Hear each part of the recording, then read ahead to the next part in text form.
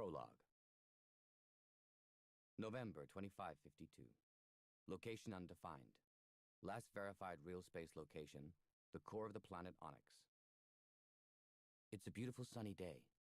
The oak branches are swaying gently in the breeze and the air is scented with unseen blossom. And we're trapped. Did you ever run and hide as a kid? Ever slam the closet door behind you, giggling because you were sure you'd never be found, and then realize you'd locked yourself in? Did you panic or breathe a sigh of relief? I suppose it all depends on what you're hiding from. We're hiding from the end of the world. For all we know, it's already happened. If there's anyone left out there, they don't even know we're here. We may be the last sentient life left in the galaxy.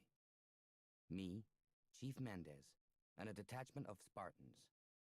Correction, 3 of my Spartans. Fred, Kelly, and Linda. And 5 others who are something else entirely. 5 I didn't even know existed until this week, and if there's one thing I can't stand, it's not knowing. You'll explain yourself to me, Chief. I've got all the time in the world now. I've got more time than I know what to do with. Mendez takes something out of his pants pocket and gazes wistfully at it like a pilgrim with a holy relic before putting it back. You can read Forerunner, Dr. Halsey, he says, impassive. We're still ignoring the elephant looming over us at the moment. Neither of us are saying what's really on our minds. He has his secrets, and I have mine. Do you know the symbol for pantry? That would be handy right about now. He's staring up at a sun that can't possibly be there, set in an artificial sky that runs from summer blue at one horizon to starless midnight at the other. We're not on Onyx any longer, not in this dimension anyway. Chief, this is the most advanced doomsday bunker ever built. I'm not sure who I'm trying to reassure, him or me. A civilization sufficiently advanced to build a bomb shelter the size of Earth's orbit wouldn't forget to address the food supply, would they? It's a permanently lovely day inside this Dyson sphere, and beyond its walls is... Actually, I don't know any longer. It was Onyx. Now it's somewhere in slipspace.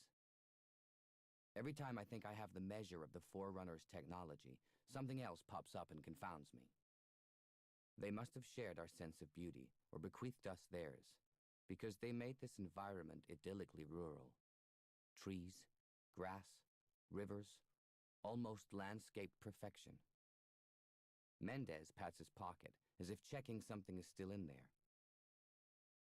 Better hope they evolved beyond the usual procurement Charlie Foxtrot 2 then, or we'll have to live off the land. We've got unlimited water, Chief. That's something. Mendez has known me a damned long time. Over the years, he's perfected that hoary old CPO's carefully blank expression that looks almost like deference. Almost. It's actually disgust. I know that now. I can see it. But you're in no position to lecture me on ethics, are you, Chief? I know what you've done. The proof's right in front of me here. I'm looking at them. Mendez walks away in the direction of the 2 recon teams waiting under the oak trees. The Spartans, my protégés in Ackerson's little project, these Spartan 3s, look impatient to get on with something useful. They don't handle idleness well. We made warfare the sole focus of their lives. Now we don't know if there's still a war outside to fight, or even a galaxy left to fight in. But that's fine by me. My Spartans are safe here. That's all that matters. Safe if the Halo array fires anyway. I don't know if this is the haven it appears. Perhaps it's already got tenants. We'll find out the Navy way, Mendez says. Okay, Spartans, the camp's secured, so let's shake out and see what's in the neighborhood. Mendez unslings his rifle and looks at Fred. Conserve rations until we know if there's anything on the menu here. Right, sir? Right, Chief. Radio check, people. Fred, Spartan 104, has been made a lieutenant at the ripe old age of 41. Priorities in this order. Secure the area, locate a food supply, and find a way to revive Team Katana and the others. How many Spartan 3s did Ackerson create? 5 are already in suspension here, with 3 other men we can't identify. But we have no idea yet how to open their Forerunner slipspace pods. They'll have an interesting story to tell when we do. Fred gestures to take in the terrain. Treat this as an acquaint. Spartan 2s familiarize themselves with Spartan 3s so that when we get out of here, we're ready to fight effectively. Kelly, Dr. Halsey, Tom, Olivia, you're with Chief Mendez. Linda, Lucy, Mark, Ash, with me. Move out. Just as Fred turns to walk away, I catch his eye. He was never much good at burying his feelings, but he can't hide them from me anyway. I know all my Spartans better than their mothers ever did. He shuts his eyes tightly, as if he's blocking out an unbearable world. Just a fraction of a second, and then it's gone. We've buried our dead here. 2 of those Spartan 3s, just into their teens, just children. And Kurt never made it into the sphere. I thought you were dead already, Kurt. Now I've lost you twice. Fred pats Lucy on the shoulder. You okay, Spartan? She gives him a distracted nod. She's a disturbing little scrap of a thing, too traumatized to speak. Mendez trained these kids. He knew. He knew what Ackerson was doing with my research. He was part of this all along. And I won't forget that, Chief. Kelly slows and drops back to walk beside me. I'm not 21 anymore, and I certainly don't have the stride of a 2-meter Spartan, or even these new ones. My God, they're too small. How can they be Spartans? You've fallen on your feet again, Dr. Halsey, Kelly says. Some rabbit hole. Did you know it was here? I should stop trying to look as if I know everything, shouldn't I? You think we're going to lose this war. I know we're not. I extrapolate from known facts, but I don't mind being wrong sometimes. How far would I go to save my Spartans? This far. I lured them to Onyx, the safest location I could think of, because I knew they'd never abandon their posts any other way. I lied to them to save them. And they're all that stands between me and damnation. I've done terrible things, monstrous things, criminal things that were necessary. But I did it to them. Kidnapped them as children, experimented on them, altered them terribly, killed half of them, made them into soldiers with no life outside the UNSC. It had to be done, but now I have to do this. There's no God waiting to judge us when we die. This is our heaven or hell, the here and now, the pain or the fond memories we leave behind with the living. But I don't want the forgiveness of society, or Mendez, or even to forgive myself. I just want to do what's right for these men and women whose lives I used. Theirs is the only forgiveness that can absolve me. Kelly, tall, confident, nothing like the victim I feel I've made her, points into the distance. I'm starting to forget we're trapped in a sphere in the folds of another dimension because my brain's getting used to telling me benign lies. I stare across a sea of trees at 2 elegant honey-gold structures protruding above the canopy some kilometers away. That's impressive, Doctor, she says. Hey, Chief, what do you think they are? Better be the chow hall. Mendez keeps scanning the trees as if he's still expecting to run into trouble. Or a way out of here. Don't forget there'll still be a hell of a mess to clear up when we get out. He's right. Won or lost, wars never end cleanly. I think we've lost already. If the Covenant doesn't overrun the galaxy, then this life form they call the Flood will. Or the Halo Array will fire and wipe out all sentient life. But if we win, even if we win, the galaxy will still be a dangerous, desperate place.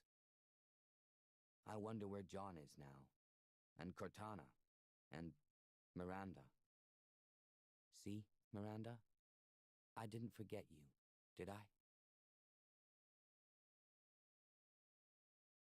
Chapter 1. A god who creates tools is still a god.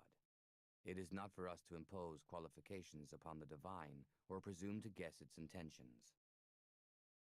Former Fieldmaster Avu Med, Telkam of the Sangeli, Neru Beodosima, servants of the abiding truth, on revelations about the nature of the Forerunners.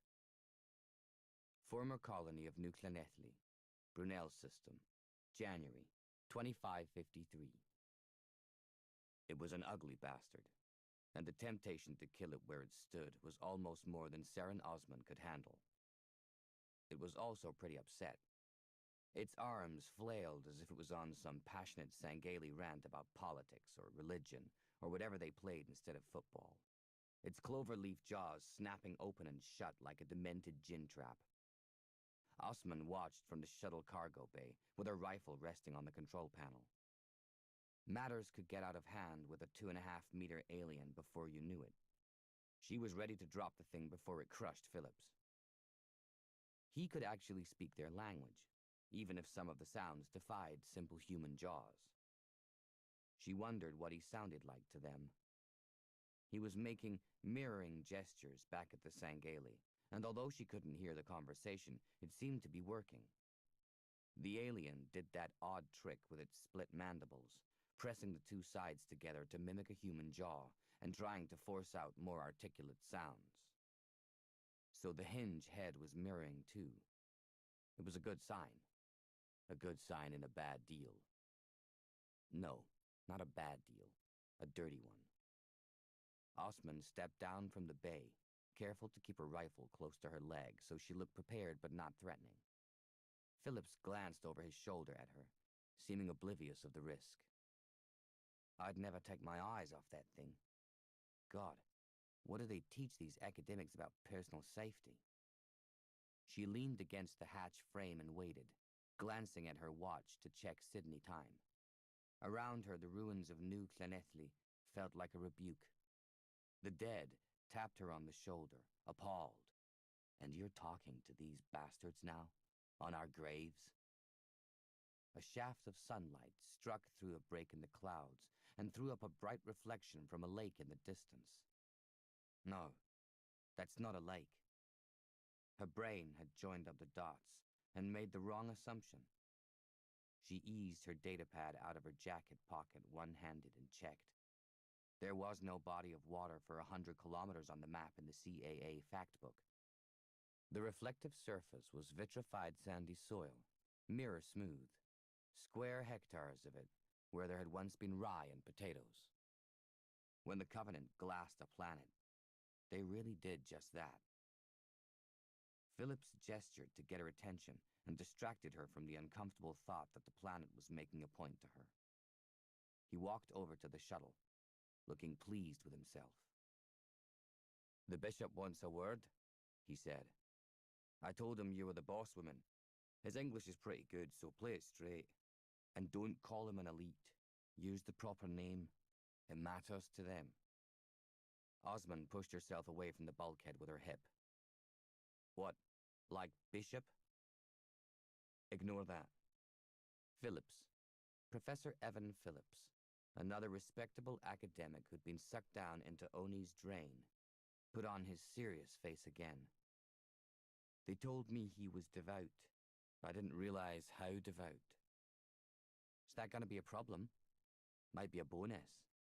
"Yes, they do tend to stick to a plan." "I meant that he's a fundamentalist. The abiding truth. Very, very old tradition of faith." "Prompt me. I'm not an anthropologist." "They're said to have squirreled away original Forerunner relics from the time of their first contact. Their equivalent of saints' fingers. It must be my birthday." Osman wasn't sure when that really was. Today seemed as good a day as any day. Maybe they've got some schematics in a dusty drawer or something. Come on, don't keep him waiting. How is he with women? I don't think I've ever seen a female Sangeli. Do they keep them in Purda or something? It's not that simple. Phillips beckoned to her to follow. The ladies wield a hell of a lot of political power in the bloodline stakes. When you've got a few hours to kill, I'll explain it. She didn't, and couldn't wait. She walked up to the Sangeli, steeling herself not to call him an elite or a murdering hinge-head bastard. Osman was taller than the average man, and at 190, she wasn't used to having to look up at anybody. But the bishop towered half a meter above her like a monument in gold armor. For a moment, she found herself looking into a disturbingly featureless face before she settled on the black eyes and small, flaring nostrils just below them. The bishop was sniffing her scent. Unsettling didn't even begin to cover it. "Captain Osman," Philip said cautiously, looking back and forth between her and the Sangeli. "Let me introduce you to Avu Med, Telcam, speaker for the servants of abiding truth. He used to be a field master, but he's renounced the ways of the infidels and cleansed his name because they've brought shame and misery on the Sangeli, and they deserve to hang from spikes." He seemed to be quoting very carefully, glancing at the Sangeli as if for confirmation. He gave her a don't say anything daft look. "He means the arbiter." Telcam sniffed again. Osman could smell him too. It was a faintly leathery scent, like the seats of a new car. It wasn't unpleasant. "I'm Captain Osman. I'm a shipmaster." Telcam would get the point. "So I keep my word. May we talk?" She gave Phillips her get-lost look. This wasn't for his ears, and that was as much for his own good as Earth's. "Can you give us 10 minutes, Professor?" Phillips nodded and turned to walk away. This was why Osman didn't like using co-opted specialists. If he'd known what she was about to do, he would probably have gone all ethical on her. I might be underestimating him, of course, but his job's done. It's not his problem now. Telcam tilted his head to one side. Osman had to strain to make out the words, but it was no harder than concentrating on a bad radio signal. The creature really could speak pretty good English. "Shipmaster, my people have been punished because they had no faith," he said. A fine mist of saliva cooled on her face every time he hit a sibilant or an F. It didn't look easy to articulate these four-way jaws. "The traitor, Tel Vadam and his ilk, now say the gods are deceivers, and so they shall die. We have been in thrall to mongrel races long enough. We have let the false prophets of the Senchum corrupt our pure connection to the divine. Now we shall do our penance and bring the Sangeli back to the true path." "So what can you possibly want with us? Do you want to agree to a truce?" "How are you planning on killing Vadam and the other traitors?" "We have few ships left now. Few weapons, too. But we have our devotion. We will find a way." Osman noted the energy sword on his belt. "We've got a right one here. A god-bothering, heavily armed maniac. Lovely. I can do business with that." She tried to find genuine common ground in case he could smell fear or deceit on her. A small dash of truth in a soup of lies worked wonders. "What if we supplied you with some weapons?" He jerked his head back. "And why would you do that? The traitor sides with humans against his own." "Humans gamble. I'm betting that your side will win. Dead friends aren't much use." "Ah." Telcam made a little sound like a horse puffing through its lips. A fine spray rained on her again, and she tried not to recoil. She picked up a whiff of something far too much like dog food. "Kingmaker, this is your policy. You help us take control so that you know your enemy and think you can control us." "Look, we're never going to be friends, Field Master. But we can agree to stay out of one another's way and lead separate existences. Too many lives have been lost. It has to stop. Telcam leaned closer again, as if he was doing a uniform inspection. You have colonies here. This is part of the war. This is the cause of our enmity. Some of our colonies don't like us very much either. Humans kill humans too. How tangled your lives are. My, you do speak good English. I was a translator once. I interpreted your communications for my old shipmaster. I speak several human languages. Well, that explained a hell of a lot. Phillips obviously didn't know, or at least he hadn't said. But Osmond decided to cut him some slack because he'd only been tasked to do one thing. To get her an audience with the dissident Sangeli who were likely to disrupt any peace deals. He was lucky to get that far without having his head ripped off. Well, Fieldmaster, I think we can help one another keep our troublesome factions in line. Osmond turned slightly to keep Phillips in her peripheral vision, just in case he wandered back and heard too much. It might require some discretion, because we can't be seen to ally with you. But an unstable Sangeli empire doesn't help us, and an unstable human one is a threat to you, yes? And some of my brethren might not understand my willingness to talk to infidels. So we do favors, you and I.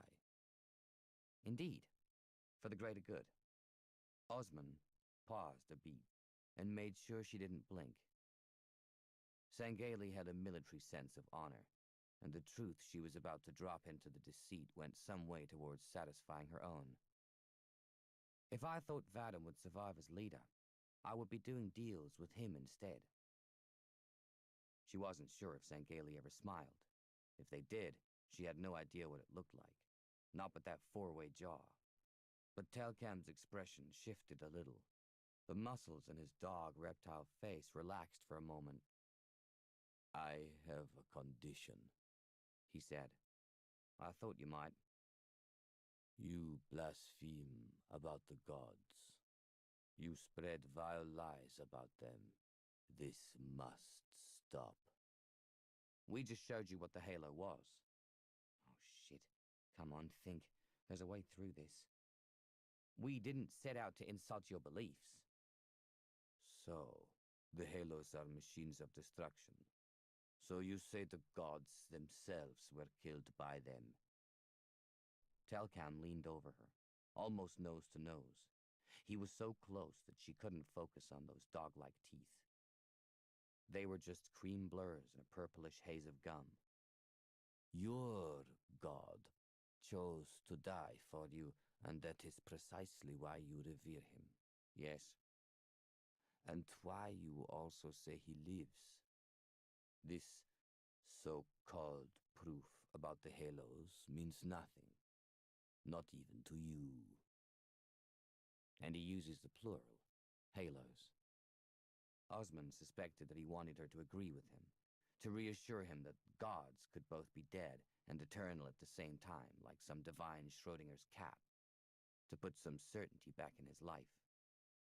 She knew that feeling, but the last thing she wanted was a theological argument with a heavily armed alien 4 or 5 times her weight. She bit back a comment that her name was Osman and that he was thinking of someone else's religion. We've had scientists who claim they've disproved the existence of God, and others who argue you can't prove anything, she said carefully. But it hasn't made any difference to any of our religions.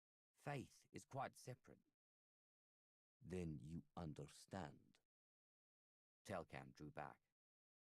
If you arm us, if you stay away from our worlds, then when we take power and restore the rightful ways, we will leave you alone. Deal, she said. She almost held out her hand to shake on the agreement, but thought better of it. I'll be in touch very soon. The Sangeli just turned and loped away to his ship without another word. It was too easy to look at them and see only an ungainly animal with strangely bovine legs and not a superior force that had almost brought Earth to its knees. Phillips walked up to her but didn't ask what had happened. His expression said he was bursting to find out. "Are we done?" Osmond nodded. "That's one enemy we don't have to fight for a while." She gave him a thumbs up. "Well done. I never thought we'd get one of them to talk to us, let alone reach an agreement. We owe you." I admit it's satisfying to be able to put the theory into practice, and wonderful to have unique access to Sangeli space with all expenses paid, of course. Good old Oni. My taxi's well spent. Osman headed back to the shuttle, suddenly aware of small fragments of glass crunching under her boots. Damn, that's not broken bottles. It's vitrification. You don't feel your academic cred's been stained by mixing with us grubby little spooks, then? God, no. I'm not that naive. I know what you're up to. Just don't tell me, that's all. I have to be able to deny it with a straight face. So, he certainly wasn't stupid, and Oni wasn't doing anything that countless governments hadn't done over the centuries to look after their interests. She should have expected him to work it out. And we're doing what, exactly? Oh, I thought I was helping you establish diplomatic channels with the hard-to-reach Sangeli demographic. You told me not to tell you. Yes, so I did. He winked at her. Well, you've slapped a saddle on that tiger. Now you better make damn sure you don't fall off. They settled into their seats, and she ran the pre-flight checks before handing over to the AI. Phillips was whistling tunelessly under his breath, as if he was glad to be leaving. Osman had expected him to be reluctant to go home, but he obviously had what he wanted. Some dazzling scientific paper, some award-worthy research, maybe even a lucrative book that nobody else in his field had, and that seemed to be enough. He wouldn't be coming back here. He probably realized that. Oni regarded him as a single-use sharp. Just remember that my enemy's enemy isn't my friend, Professor, she said, opening a secure comms channel. He's my enemy who's just taking a sidebar. Phillips burst out laughing. You sweet, innocent little flower. You've never worked in academia, have you? Red in tooth and claw, feuds, plots, vengeance, the works. I can imagine. The secure channel indicator flashed and Osman lowered her voice. Osman here, ma'am. Professor Phillips and I are on our way back. Thank you for letting me know, Captain. Admiral Margaret Parangoski, head of the Office of Naval Intelligence, never raised her voice and never needed to. I assume things went well. Osman could translate Parangoskiisms easily enough. Have you set up the Sangeli insurrection? That was what she meant. Few outside the Navy and the senior ranks of government knew who Parangoski was, let alone knew to fear her. Osman suspected she was the only person in the Admiral's circle who would always be forgiven even if she failed, but she wasn't in a hurry to test it. Everything's fine, ma'am, she said. Thank Professor Phillips for me. Safe flight. Osman signed off, and the AI took over. The shuttle shuddered on its dampers as its engines reached peak power. In a few hours, they'd rendezvous with Battle of Minden and head back to Earth, where the mission would be over for Phillips, but only just beginning for her. So far, so good. Do I get a gold star? He asked. Maybe an extra cookie. Where's the best Turkish restaurant in Sydney? I don't know. Oh, really? Sorry. It always caught her short. She'd never actually said that she had Turkish roots. And, odd for a woman so used to lying for a living, she couldn't bring herself to construct a cover story for herself. She simply allowed everyone to make assumptions based on her name and her Mediterranean coloring. Her real name hadn't been Osman, not as far as she knew, and she had no plans to use her access to Oni classified files to find out who she really was. She could only be who she was now. Phillips would have treated her very differently if she'd had Spartan 019 on her ID badge. It was better if nobody knew what she was, and what she was not. Yes, I've been away too long, she said, relenting. But I can smell a good Imam Bayildi 10 clicks away. Anyone could.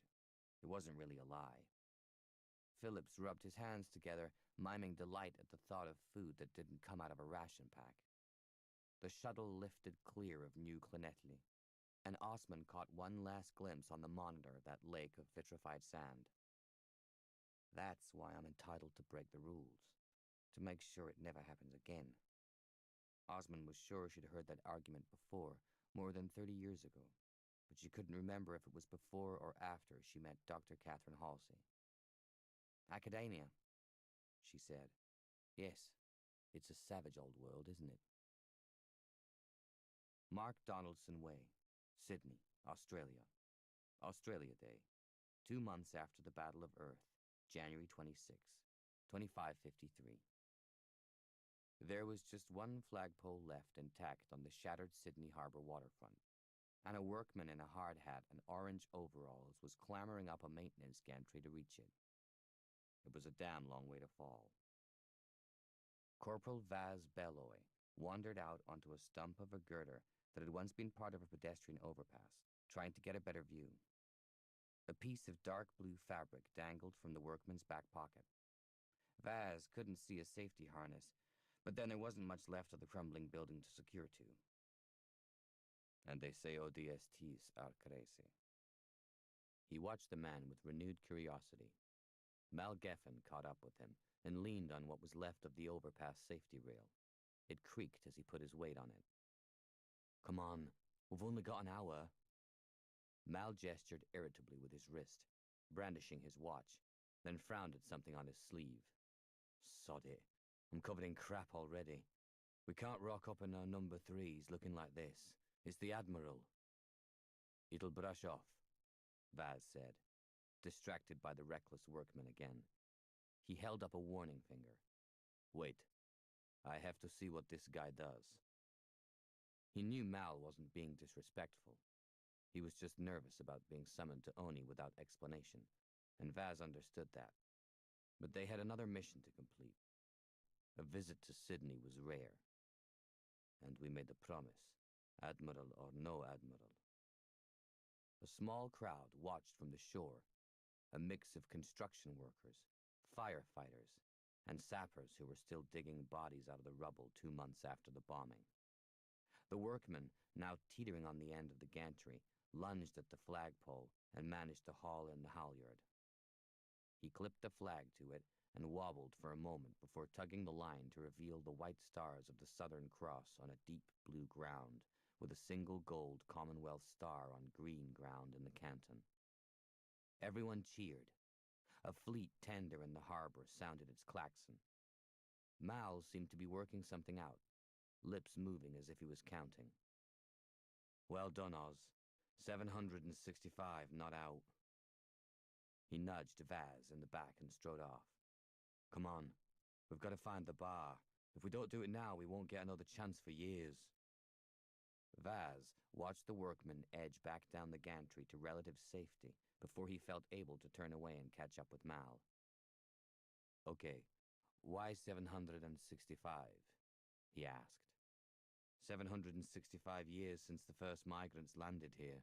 It's Australia Day. They walked across a temporary walkway that spanned the crater the full width of the road. It vibrated under their boots like a sprung floor. You understand not out, don't you? Don't make me explain cricket to you again. I understand cricket just fine. Vaz bristled. What's your problem? Sorry, mate. Paryngoschiitis. Both of them had done more than 100 drops behind enemy lines, and accepted they might not survive the next one. But the prospect of being hauled before a very elderly woman with a stoop and a lot of gold braid had kept them awake every night for the past week. Even ODSTs were wary of Margaret Paryngoschi. She's over 90, Vaz said. None of those stories about her can be true. She just spreads them for effect, like my grandmother used to. Look, We said we wouldn't play guessing games about this. We'll know soon enough. You started it. Well, she's not invited us for tea and medals, has she? It'll be a bollocking. You want ODSTs to do a job for you. You ask for a fire team, or a company, a battalion even. You know how paranoid Oni is. Top secret eat before reading. Mal picked more specks off his sleeve, frowning. Oh, come on. It's just a bloody meeting. It's not like we're storming a beachhead. But why us? Vaz checked the tourist map again. This thing's useless. I can't see any landmarks. Mal fumbled in his pocket and took out the ancient button compass that he always carried. Fieldcraft of us. Back to basics. If we can't find a bar, we're not worthy of the uniform. There wasn't a living soul in sight, not even a cop or a construction worker to ask for directions. The hum of activity, bulldozers, trip hammers, drills, was receding a street at a time. The bank that should have been standing on the next corner was a tangle of metal joists and collapsed masonry. There was no sign of the plaza full of pavement cafes either, and the shopping center that was supposed to be on Vaz's left looked like a slab of honeycomb with the wax layer ripped off. All he could see was a procession of composite block walls, now just a few courses high.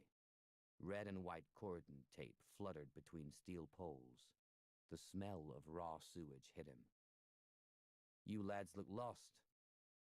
A civil defense warden popped up like a range target behind a barrier 50 meters away, and Vaz almost reached for a rifle he wasn't carrying. It was hard adjusting to a place where there were no threats. Yeah, I think we are, Vaz said. You trying to find Bravo 6? The warden meant the UNSC headquarters. Wrong direction, son. No, a bar, Mal said. The Parthenon. It's gone.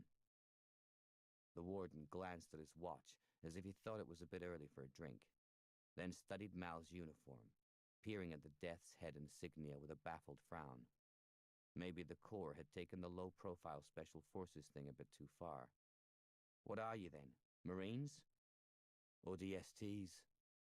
Mal paused. The guy didn't seem to be catching on. Orbital Drop Shock Troopers. Yeah, Marines. Oh, them. So how do we get to the Parthenon bar? Vaz asked. I told you. It's just rubble now. They're clearing the site. We don't want a drink. We've got something else we need to do. The warden gave Vaz a sideways look. Maybe the man thought his English wasn't so hot because of his heavy accent. Just keep going that way, he said, indicating 45 degrees and slowing his speech down a bit for the heart of understanding. You'll see the bus station. It's 2 streets north of there. Vaz was starting to sweat as he walked away. It was midsummer, and his formal uniform was frying him. Not that he had the option of showing up in shirt sleeves. Mal somehow still looked pristine despite the concrete dust on his elbows and boots. What are we going to use for the drink? Mal asked. I don't know. Maybe we just say what we have to say and leave it at that. They'd promised Emmanuel that if they ever passed through Sydney, something Vaz had thought highly unlikely, then they'd find the man's favorite bar and raise a toast to his memory. It had been a very matter-of-fact conversation. ODSTs didn't think of getting killed as an if. It was more like a when. Doesn't make it any easier, though. Doesn't mean we miss him any the less. Ah, said Mal. As soon as they turned the corner and looked up the road, they could see the bulldozers at work. Ripe for development. Some of the clearance crew stopped to watch them walking along the center line of the road. Vaz counted the stumps of internal walls and decided that 21 Strathclyde Street had stood where there was now a ragged crater fringed by the remains of 4 bright turquoise Doric columns. Mal looked them over, uncharacteristically grim. Money never did have much taste in bars, he said quietly. Poor bugger. One of the construction workers took off his hide gloves and picked his way over the rubble toward them, head down and eyes shielded by the peak of his hard hat. It was only when he looked up that Vaz realized it was actually a woman, a nice-looking redhead. Vaz sometimes tried to imagine how alien he must have looked to a civilian these days, but he could guess from the slight frowns he'd been getting this morning that he didn't come across as the nice, friendly boy next door. He decided to let Mal do the talking and stood back to look down into the crater. A pool of stagnant water lay at the bottom like a mirror, busy with mosquitoes. "What can we do for you, mate?" the redhead asked. Mal pointed at the complete absence of a bar. "Was this the Parthenon?" "Yeah. Better stay clear of the edge. You can see it's not happy hour." "We've got a promise to keep to a mate who didn't make it back." The redhead cocked her head on one side. "We're supposed to keep people out of this road. Safety regs. You know what the council's like. But what they don't know won't hurt them." Vaz pitched in. They had half an hour to do this, and then make themselves presentable to report to Bravo 6. "We just want to raise a glass to him, Mom. Then we'll go." The redhead stood with her hands on her hips, inspecting Vaz. "Did you bring a bottle?" It was a good question. They'd expected the bar to be open, not demolished, and they'd run out of time to find a bottle shop, as the locals called it. Mal shrugged, doing his "I'm just a lovable rogue" look that usually worked on women. The redhead gave him a sad smile and turned to her crew with her hand held out like she was asking for a tool. One of the men picked up a lunchbox from the seat of a dump truck and tossed her a plastic bottle. She handed it over to Mal with due reverence. "Best we can do, Marine," she said. "Go ahead, but don't fall in and break your neck." After some of the jumps Vaz had done, that would have been an embarrassing way to go. Mal read the label and smiled. Fruit juice. He'd see the funny side of that. "Thanks, sweetheart." The clearance crew moved back a little, but they were still watching. Vaz squirmed. It felt like taking a leak in public. So what did they do now? All the vague plans to get hammered and reminisce about Emmanuel had gone out the window, and Parangoski would be waiting. Mal unscrewed the cap and handed it to Vaz. He took a swig, passion fruit or something, warm and fizzy, and handed it back. Mal took a pull and held up the bottle like a glass of vintage champagne. "Emmanuel Barakat," he said. "Hell jumper. Brother. One of the best. We miss you, Manny." Vaz forgot the audience of hard hats. All he could see was the water trickling from a broken main into the pool at the bottom of the crater. "Yeah, Manny. Rest in peace." Mal handed the bottle back to the redhead. "Thanks again. We'll get out of your hair now." "No worries. I'm sorry about your mate." She paused. "Is it all over then? Is the war really over?" "I don't know." Mal turned and started to walk away, Vaz following. "But it's pretty quiet out there for the first time I can remember." They were a few paces down the road before the clapping started. It was the strangest thing. Vaz turned around, and there they were. A dozen men and women in high-vis tabards and riggers' boots, just clapping and looking at them. And it wasn't a general reaction to Mal's comment on the war either. The workers were applauding them. Nobody said a word. Vaz couldn't have managed one even if he'd known what to say. They'd reached the end of the road before Mal spoke. That was decent of them. Vaz wasn't sure if he meant the fruit juice or the applause. But maybe the war was finally over. Everywhere they'd stopped off in the last few days, at every shop and transit point, the atmosphere was a strange blend of dread, bewilderment, and elation. Civvies were still getting used to the idea. He'd expected it to be like the newsreels from the end of the Great Patriotic War, with people dancing in the streets and climbing lampposts to hoist flags. But that war had only lasted 6 years, however bloody the battles. People in 1945 and 2090 and 2103 and 2162 could recall what peace felt like and knew what they'd missed. But now there were 2 generations that couldn't remember a time when Earth wasn't at war with the Covenant. Nobody had signed any surrender or ceasefire yet, though. Vaz wasn't taking anything for granted. Mal quickened his pace, and Vaz matched it, deciding not to tell him he had a splash of mud drying on his pants leg. He'd sort it out later. They headed back to the nearest intact main road to hail a cab. Even in a city smashed to rubble, there was still a decent living to be made from ferrying UNSC personnel around, and one of the few places that remained untouched by the attack was the massive underground complex of Bravo 6. The driver who picked them up just glanced at them in the rearview mirror and said nothing for a while. When he caught Vaz's eye, he looked away. "Were you here when the Covenant attacked?" Vaz asked, trying to be sociable. "Yeah," the driver nodded. "Hid in the sewers. Didn't even know where it was when it came out." He licked his lips. "Is it all over, like the news keeps saying? I mean, you'd know better than anybody, wouldn't you?" "I don't know," Vaz said, "but the Covenant looks like it's fallen apart. Maybe that's the same thing." It wasn't, and he knew it. It just meant the certainties of us and them would be replaced by a ragbag of trouble from unpredictable quarters, just as it always had on Earth. Aliens were a lot more like humans than anyone liked to admit. But, like humans, they could all be dropped with the right ordnance, too.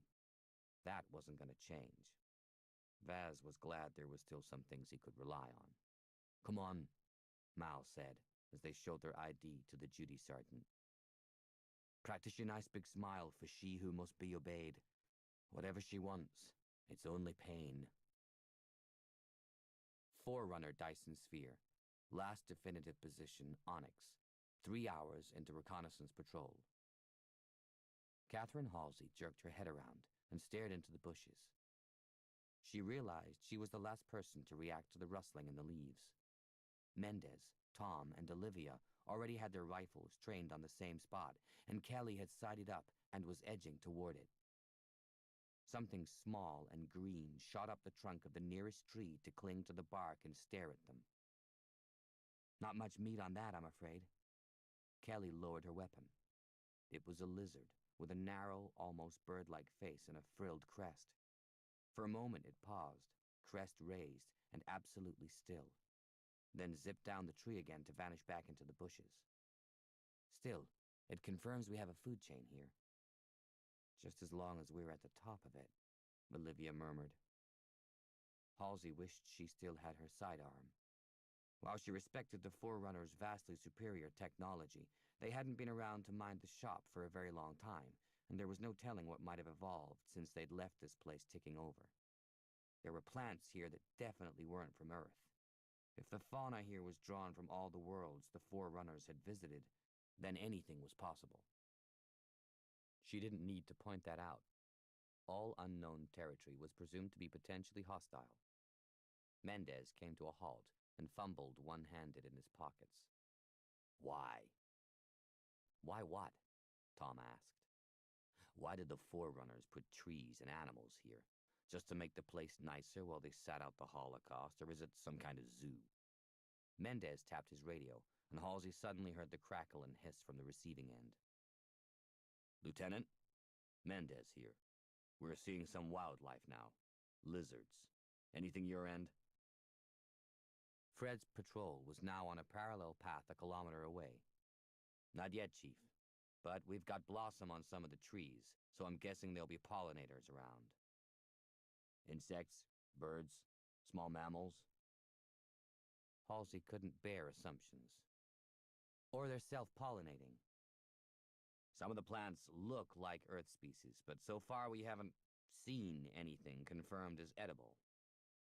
Fred sounded as if he was climbing something, pausing for breath. "Keep looking." They were spread out in patrol formation, with Mendez on point and Kelly walking tail.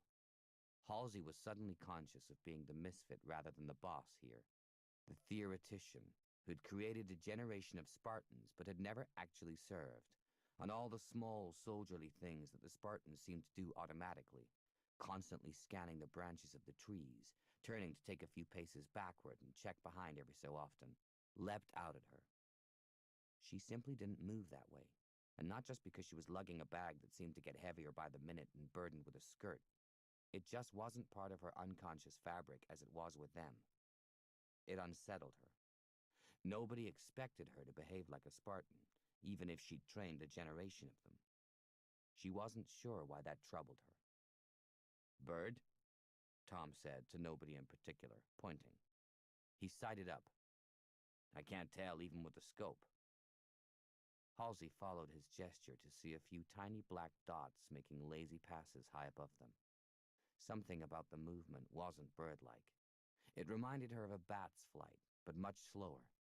"If it is, it doesn't fly like any avian species I know," Kelly said. "We're gonna have one hell of a nature table." They were moving through knee-high grass now, rolling downs dotted with stands of trees, some of which were made up of the terrestrial oaks that seemed to be everywhere. Others had bloated gray trunks and tiny deep red frond-like crowns that Halsey didn't recognize at all. It still didn't answer the chief's question as to whether this was ornamental or part of a conservation project. So how many did they expect to shelter here? The whole Forerunner population? Or just the great and the good? And for how long? The quiet was as unfamiliar as the vegetation. Layer upon layer of small, wild sounds that merged into the white noise of a countryside that sounded utterly alien. Humans had their own template of normal ambient noise, Halsey decided, and it remained unnoticed until they didn't hear it. She noted the absence of hers now. No familiar birdsong, no distant rumble of traffic, no aircraft overhead. It kept her on edge. Every sound seemed suddenly magnified. The Spartans' armor clicked as their weapons shifted slightly with each pace. Mendez reached behind him and took something out of his belt pouch, making the material rasp against his webbing. Then something touched Halsey's shoulder. She yelped and spun around. "Sorry, ma'am." It was Olivia, one of the Spartan threes. She held out something between her thumb and forefinger. "This was crawling up your back. Might be harmless, but I'm erring on the side of caution here." Halsey's heart was hammering. She hadn't even realized the girl was behind her. "For God's sake, don't creep up on me like that." She felt like a fool as soon as she said it. Olivia didn't react, but when Halsey looked around, embarrassed, she caught Mendez giving her a long, unblinking stare. She could see what he was holding now, his one weakness, a Sweet William cigar, or at least the last few centimeters of one. He rolled it between thumb and forefinger for a few slow moments like a rosary before stowing it in his belt pouch again. "Let's you and me walk a while, Doctor," he said, ambling back down the line toward Olivia. "Up you go, O. Take point." O must have been Olivia's nickname. Halsey found herself the outsider again, not the matriarch. The girl lifted off her helmet one-handed to take a closer look at the creature that was squirming between her fingers. A beetle-like thing about 10 centimeters long with bright orange stripes and a long tapering spike of a tail. Olivia couldn't have been more than 16 or 17. She had poreless coffee-brown skin and delicate features that made Halsey think her origins were in the Horn of Africa. "Just a tail, not a sting." Olivia let the insect go and replaced her helmet. "But you never know." Halsey glanced around. Kelly had now fallen back a distance, and Tom had moved well to the right. Halsey realized the Spartans had instantly given her and Mendez some fight space, apparently without a single gesture or word passing between them. That was a testament to good shared situational awareness. "Is there anything you want to say to me, Doctor?" Mendez said quietly. He took out his cigar butt again and parked it in the side of his mouth without lighting it. "Because we've been awfully civil so far." "You knew. You damn well knew." "Is that your last one?" Halsey asked. "I've got 3 left. I'm rationing myself for the good of the mission." Spoken like a smoker. "Don't worry. I won't light up anywhere near you." Always the gentleman. Mendez was a hard man to read, but it was safe to assume that the less emotion he showed, which wasn't much at the best of times, the more he was keeping his reaction battened down. He just gave her that dead-eyed look. It was probably the last thing that a lot of Covenant troops ever saw. "Okay, ma'am. If you won't open the batting, I will. You are, I know, ticked off that there's a whole bunch of Spartans you didn't bless or know about." Mendez took the cigar out of his mouth and pocketed it again. "Now, while I'm happy to discuss all that, I'm asking you to do one thing. Treat the Spartan 3s the way you treat the others. If you've got a problem with the program, Doctor, direct it at me, not them. They're Navy. They've earned respect." It stung in the way that polite rebukes always did, with a little extra smack in the mouth for disrespecting men and women in uniform. Am I really that rude? Yes, I suppose I am. Halsey bit back the indignation that had been fermenting since she'd first seen complete strangers on Reach, daring to wear the Spartans' Mjolnir armor. It had all fallen into place. Parangoski putting Onyx off limits. Mendez dropping out of sight all those years ago. Ackerson raiding her data around the same time. All she'd needed was the video logs and the information from Cortana to add to the Halo array and the Flood into the equation, and then she had a fairly reliable set of signposts. Parangoski must have had a good idea of what might be on Onyx even if she didn't know the full nature of the threat and couldn't access any of it. It was why Halsey had picked Onyx. It was about more than realizing there were Spartans there. Spartans she had to save. It was a gamble on the Forerunner's meticulous survival precautions. I'm lucky, but we make our own luck. "I don't have a problem with them, Chief, or I wouldn't have come here to save them, would I?" she said. Maybe that sounded too messianic. She watched his eyes harden a little more. But it's not easy finding that someone you've worked with for years kept something of this magnitude from you.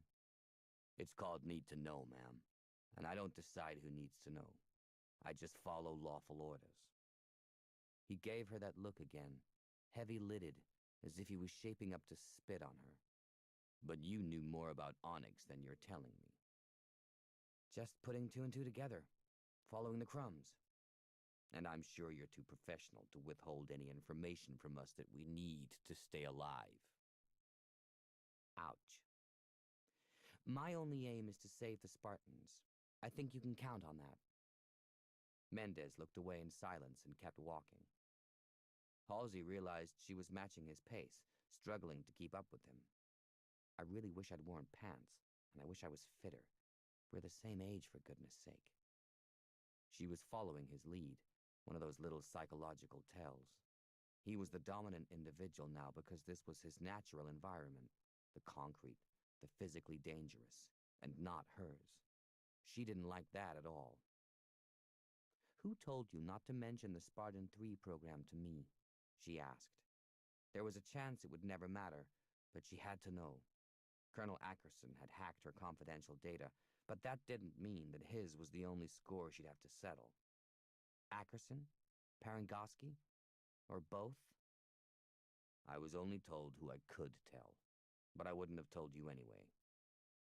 No, this wasn't quite the chief she was used to. The one who looked away and kept his counsel. Rounding on Olivia had definitely provoked him. "You'd have spent all your time arguing that we didn't have good enough candidates and trying to get it shelved, and I'd have told you that attitude trumps genetics every time." "I know that. Halsey didn't have a personal radio, but everyone else did." Mendez turned away from her instantly and responded to a call she couldn't hear. "Go ahead, sir." It had to be Fred. "Where?" Where? The word made Halsey spin around, left and right. It was pure instinct. But when she caught sight of Kelly, the Spartan was looking up. "Damn, he's right," she said, and aimed. Halsey could see now. There was a black dot in the picture-perfect blue sky getting bigger by the second. Something was swooping down on them. Tom was nearest to her. "Ma'am, down!" It was a fluke. If anyone had the lightning reflexes and sheer speed to reach her, it was Kelly. But Tom cannoned into Halsey and pinned her down just as a charcoal gray cylinder the size of a wine bottle whisked by so close that she felt the rush of air on her face. For a moment, she couldn't see where it had gone. She was looking up at the lower edge of Tom's visor, wondering for a moment why she could still breathe. That SPI armor was light, cheap stuff. Thank God. 300 kilos of Mjolnir armor would have killed her. But Tom was kneeling over her on all fours, shielding her from whatever had decided to target them. He'd just pushed her down. "It's okay. It's okay." That was Kelly. Halsey heard her rifle click. "I've got it. It's not doing anything." Tom got to his feet and helped Halsey up. Kelly had her rifle trained on the cylinder, frozen at a silent hover, 2 meters off the ground. "Is that some kind of mini-sentinel?" Mendez asked. "Because if it is, we've already seen the big ones, and you know what happens when those bastards link up." For a moment, Halsey was totally distracted by the matte gray device and completely forgot her moment of ignominy in the grass. It wasn't a defense machine like the deadly sentinels they'd encountered on the surface. It gave the impression that it was waiting for something, although it had dived on them like a fighter. Halsey edged closer despite Kelly waving her away and looked at the underside. A cluster of lights, no, illuminated symbols she couldn't read, was visible. 2 blue and 1 a greenish-white. The blue ones were blinking. It could have been counting down to detonate, of course. The Forerunners would have gone to a lot of trouble to ensure no unwanted life forms contaminated this sanctuary.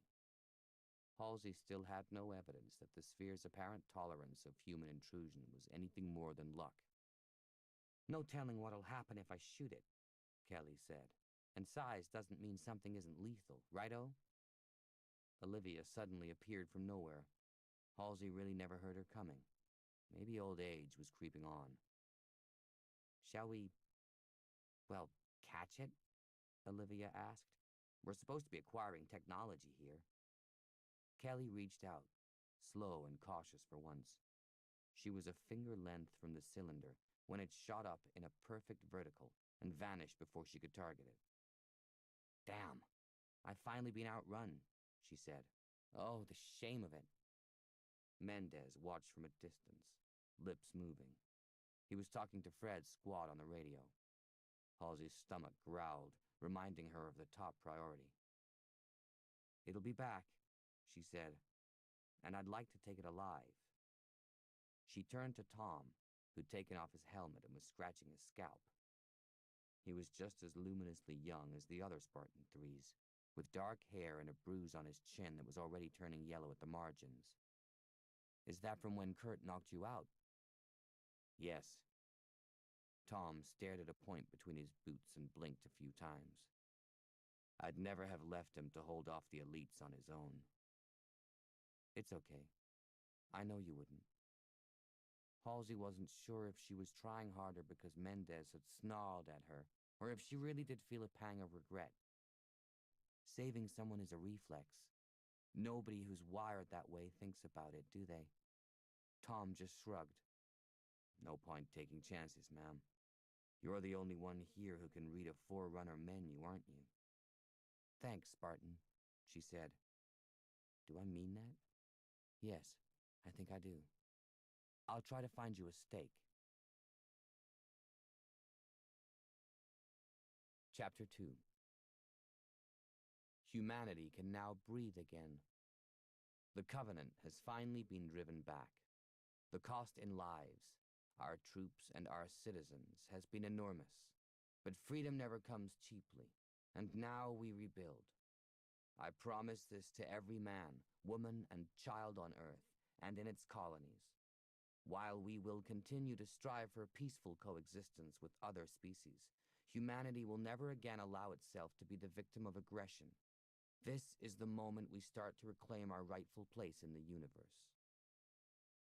Inaugural speech of Dr. Ruth Sharay, new President of the Unified Earth Government, January 2553. Core 5, Office of Naval Intelligence, Bravo 6 Facility, January 26, 2553. "Don't mind me." BB settled down to watch and learn. I'm no trouble at all. I'll stay out of your way. I'm just observing. And he was observing a man who seemed to think his time had come, the idiot. Didn't he realize the war was anything but over? David Agnoli, minister for the colonies, sat on the low oak bookcase with his back to Parangoski's office. He still didn't seem to have the measure of UNSC yet. Do you think the old bat's ever going to die, Captain? Agnoli reached down between his legs to pull out a volume at random, but BB was pretty sure he was keeping an eye on the office door via the reflection in the glass panel opposite. Or will she transmogrify into a true basilisk form and vanish in a puff of sulfur? I'd pay good money to see that. He started leafing through the book, a faded and ancient copy of the Admiralty Manual of Seamanship, Volume 2. Captain Osmond glanced at him with faint contempt. The Admiral speaks very highly of you too, David, she said sourly. I think the word was weasel? Well, it began with a W anyway. Come on, you're the anointed one. You can get me in to see her, can't you? If she'd known you were coming, I'm sure she would have made time for you. But she's got a lot of souls to digest. She gave him a look of faint disgust as he rifled through the yellowing pages. Look, do you know how many centuries old that book is? Admiral Hood gave it to me. Don't get greasy fingerprints all over it. Agnoli turned to look over his shoulder as Parangoski's door opened. Her flag lieutenant, Dorsey, hovered with his hands braced on the doorframe, as if he didn't dare cross the threshold. The Admiral will see you now, Captain. Dorsey made a polite show of noticing Agnoli. Oh, hello, Minister. Will we be seeing you at Dr. Sherry's reception later? Possibly. Agnoli closed the ancient book with exaggerated care and stood up to put it back on the shelf. He nodded at Osmond as Dorsey vanished. I'll show myself out then. Perhaps the lieutenant can make an appointment for me. Osmond watched him until he was out of sight, but not out of BB's, then reached out to pick up some files from her desk. BB decided it was time to introduce himself. He projected his three-dimensional holographic image into the doorway and waited for her to react. How else was an AI supposed to shake hands? Osmond stopped in her tracks and stared at him. And whose little pet are you? She cocked her head a fraction as if she suddenly wasn't quite sure what he was. You are fully sentient, aren't you? I'm Black Box, he said. I thought I'd introduce myself before we see the Admiral. Osmond looked him over with no change in her expression whatsoever. BB's holographic avatar was a cube, a featureless box picked out in blue light, because he saw no point in masquerading as something other than what he was. Pure intellect, his intricate thought processes a closed book to organic life. He couldn't bear the theatrics of manifesting as flesh and blood. Faces are for wannabes. I'm not a surrogate human. You didn't answer my question, Black Box, Osmond said, waiting until he moved aside. Whose AI are you? He followed her for a few meters as she walked down the corridor, as far as he could project himself using her desk terminal. I report to the Admiral, and she calls me BB. You might like to as well. Osmond looked over her shoulder to say something, but he'd run out of range and had switched to another terminal. It took him a fraction of a second to reroute himself through the fire alarm system and the mainframe to project from Parangoski's terminal and pop up again in front of Osmond. She was in the process of turning around again to look for him.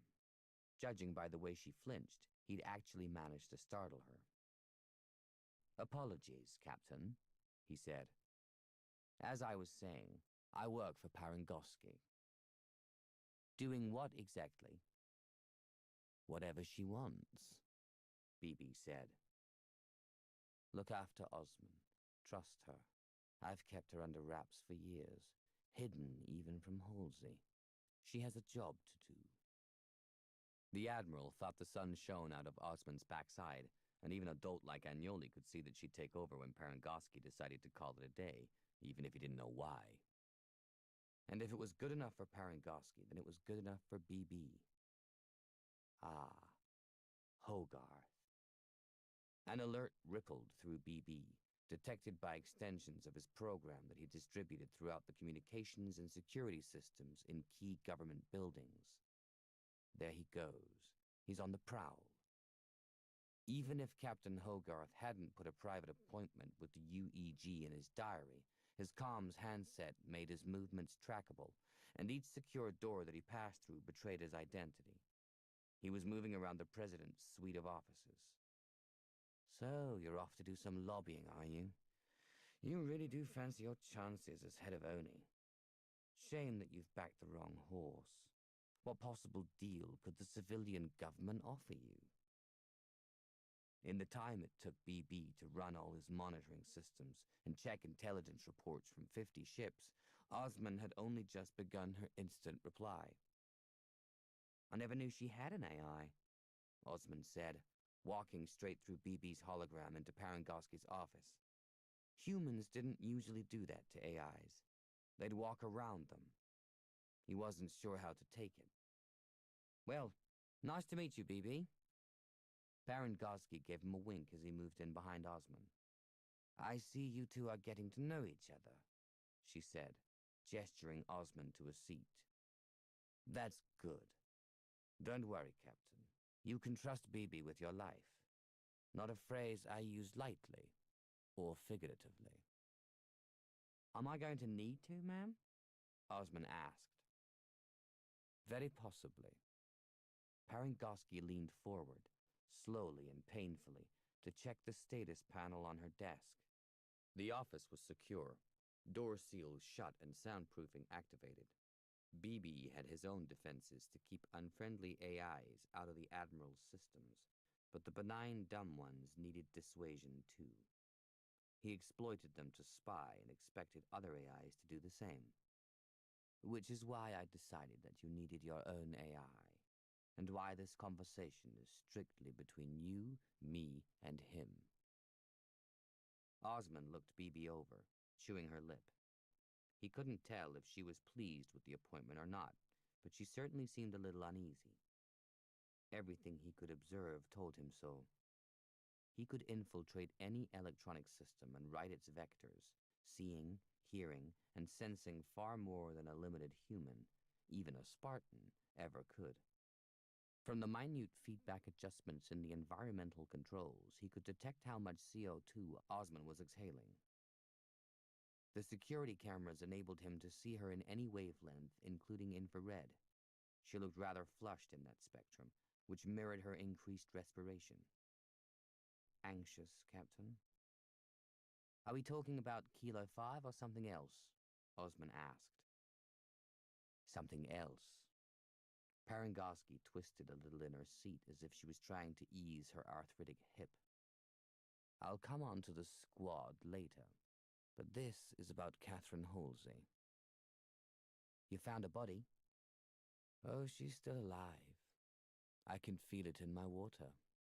But much more to the point, Glamorgan's L-Int has picked up something much more concrete. Parangoski indicated the screen. BB, do the honors, please. BB pulled up the files he'd collected from the Oni corvette. The holographic display unfolded itself just over the desk between the two women, showing a chart of the system that once contained Onyx before the artificial planet had deconstructed itself. Slightly irregular concentric rings radiated out from the Onyx coordinates. One forlorn blue light was set within the red lines, a pinprick that marked a signal from a Spartan armor transponder, the only KIA that had been confirmed, Lieutenant Ambrose. BB had left a fragment of himself in Glamorgan's system to alert him as soon as anything else was found. The Corvette's nav AI didn't seem to mind the intrusion. Sifting for debris out there is a slow process. Parangoski reached into the display and enlarged the detail. You know what it's like. Hard to spot anything smaller than a family car. It'll take the rest of the year to complete a visual search, but Glamorgan's picking up massive electromagnetic anomalies. Something's still there, but we can't see it. And unless every single sensor's malfunctioning, it's enormous, the size of a solar system. We knew that there were areas underground that we couldn't access, but now that we know that Onyx was wholly artificial, it's starting to support the theory that it was built as a citadel, a last-chance saloon. Osmond was staring at the chart with a slightly open-mouthed expression that told BB she was forming a theory. That's not any slip-space signature I'd recognize, but it looks a hell of a lot like it. Makes me wish I hadn't sent a wreath. You didn't. You may yet get the chance, though. Well, it was only a matter of time before she found enough pieces to put together. You can't keep that much information completely quiet for that long. But are you sure? Oh, I never assume anything where Halls is concerned, and she might well actually be dead, of course, planning or no planning. But there's a logical progression.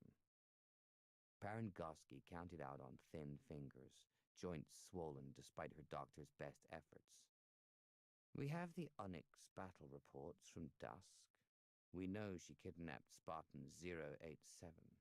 We know she persuaded Hood to deploy Spartans to Onyx, and we know damn well just how many Forerunner artifacts there were on that planet and what they might be. So she had her Spartans, and she had access to Forerunner technology. Now, your turn. So she jumped ship, Osmond said. She's used something the Forerunners left behind. BB felt free to chip in with his own theories. After reading her journal, I think she's cleansing her conscience by hiding her Spartans. That's big of her. Hiding them from us? Who knows? BB said. The woman rewrites her own reality as she goes along. Parangosky sucked in a breath. Osman, she's effectively abducted some very scarce Special Forces personnel, as well as Chief Mendez. She can steal all the paperclips she likes, but she does not get to stroll off with billions of dollars worth of UNSC resources in the middle of a battle. If she had a military rank, she'd have faced the death penalty for that. She still might. BB noted Osmond nod involuntarily. There was no love lost there, and it wasn't just because Osmond had taken on her mentor's loathing of Halsey.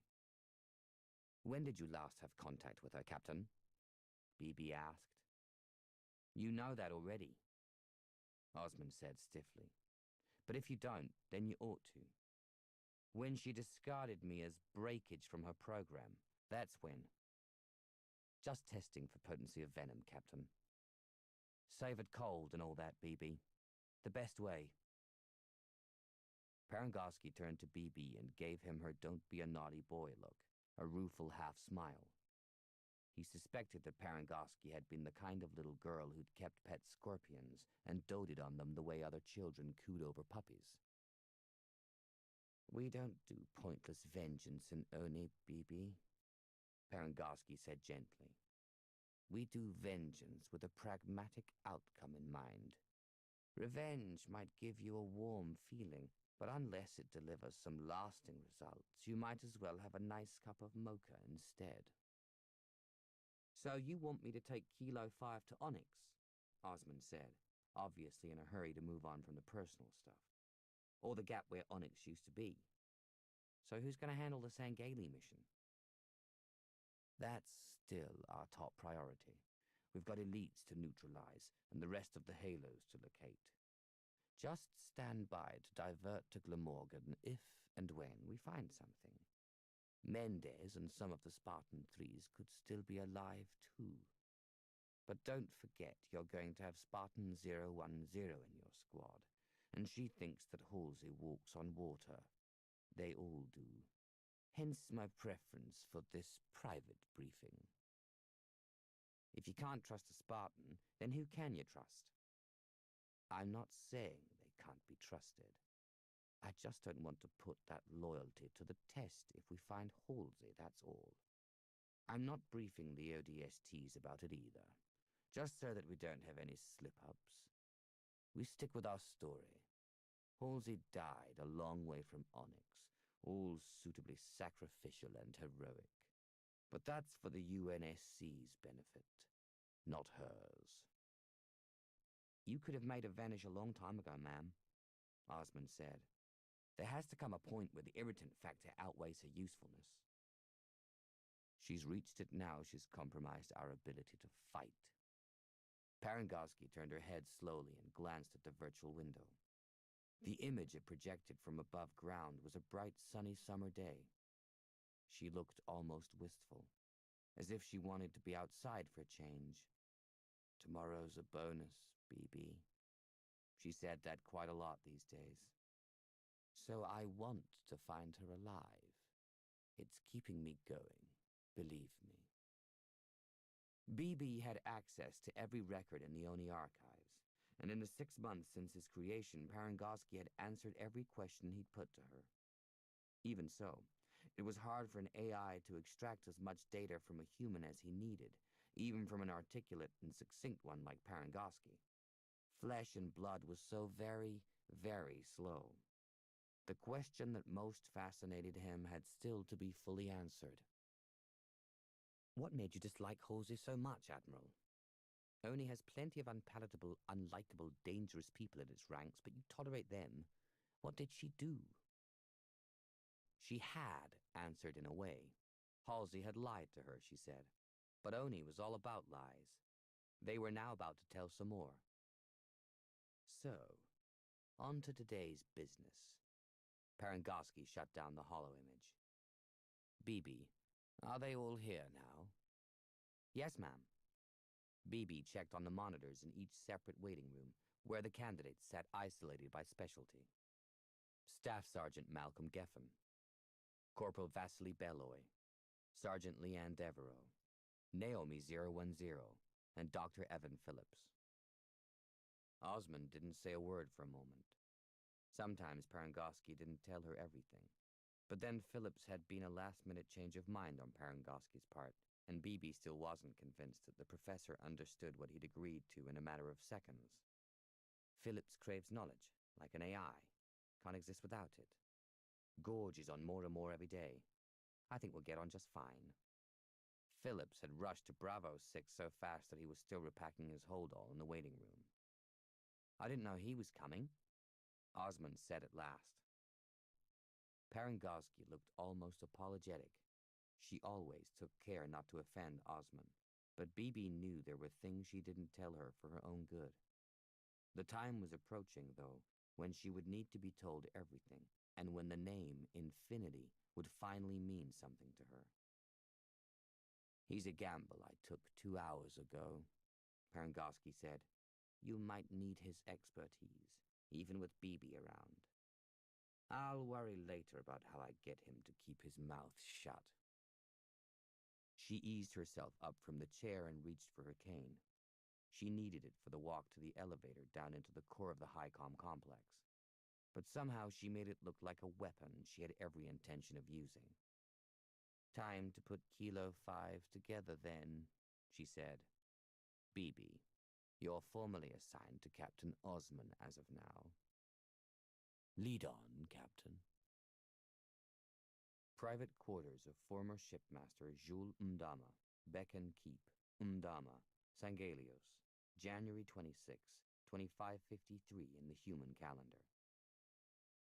Nothing had changed since the Covenant had fallen, just the deceptive surface of events. But Jules Mdama despaired of making the Arbiter listen. They'll be back, he said, running a polishing cloth over his armor for the 10th time that morning. They're like the flood.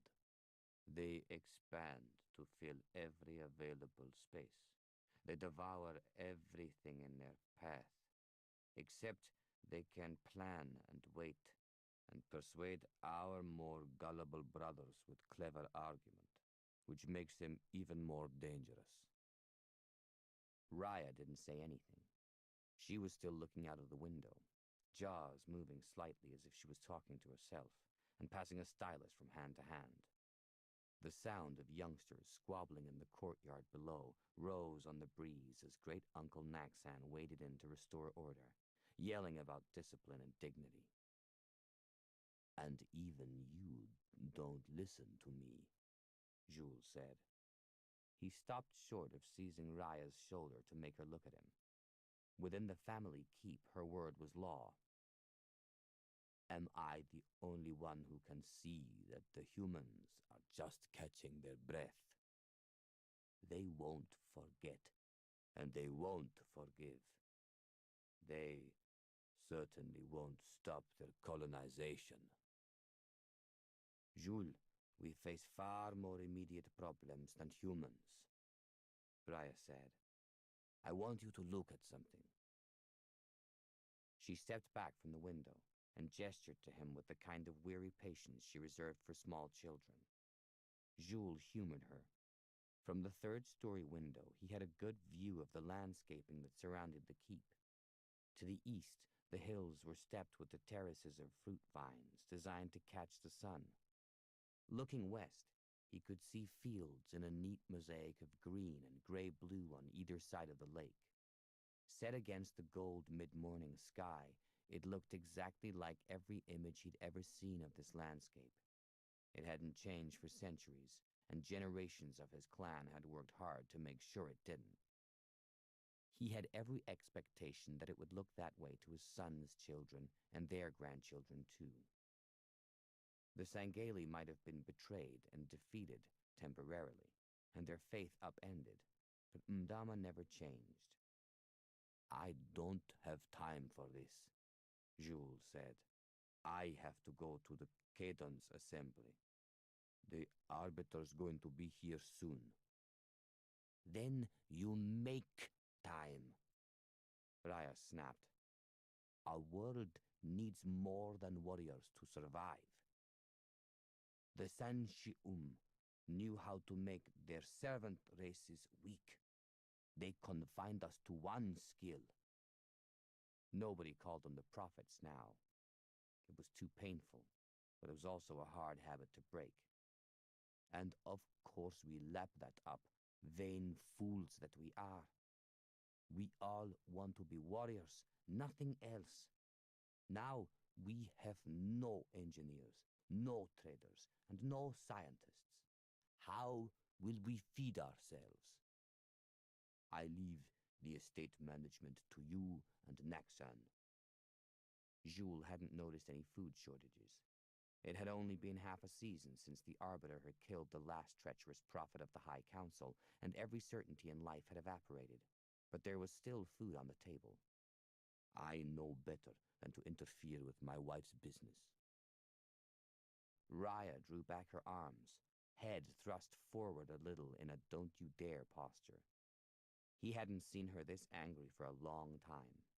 "That's the problem," she hissed.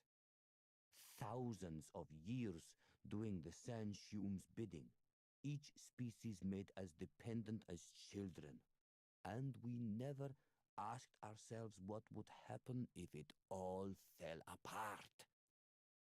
The Sanshi'um made us reliant on savages. Now we have to relearn their skills just to restore basic communications. We built starships, Jules. We were a spacefaring culture long before the Sanshi'um arrived and turned us into their personal army." Jules could still hear the youngsters in the courtyard. Sticks crashed against sticks. "No, not like that." Naxan, Raya's grandbrother, roared his head off, probably putting on the angry theatrics. "Control yourself. If that had been a blade, you would have taken your own arm off." Jules heard a loud thwack, followed by absolute silence, as if Naxan had rapped one of the children with his dummy weapon. There was no yelping or sniveling. It might even have been one of the girls. Naxan taught them all basic combat skills, the young females of the keep as well as the males. Daughters would probably never serve in the front line, but they had to be able to defend the keep if the worst happened. Raya was right as usual. Every Sangeli judged himself solely by his combat skills. Jules definitely couldn't remember any of his brothers or cousins saying they wanted to be an administrator or a cook. The shame would have been unbearable. And yet keeps and assemblies had to be run, and food had to be provided. Sangeli stopped thinking about how the Covenant kept itself running a long time ago. "It's only been half a season," Jules said. "The world hasn't ground to a halt yet. We can import food if the crops fail. We can hire engineers." "No, we can't," Raya said. "We might find Kikyar traders willing to do business, but do you really think Jiralhane can maintain our technology now the Huragok have fled? And even if you don't give a damn about the domestic side of things, at least worry about your fleet. What happens when our ships and weapons need replacing? Think of that before you choose to carry on fighting the war." "We'll discuss this later," he said, picking his moment to escape. "I have to see the Arbiter." He heard her hiss irritably again as he made his way down the passage. It was a simple problem to fix. There were still a few local Ungoy and Jiralhane around, weren't there? They could easily learn to be farmers or factory workers or engineers. It was simply a matter of giving them clear instructions and making sure they didn't drug themselves into a stupor or start too many fights. But it was far easier to vaporize every living thing on a planet than reform an entire culture from scratch. The humans don't have this problem. Clever little vermin. Backward, small, not the best at anything, but good enough at everything. Survivors.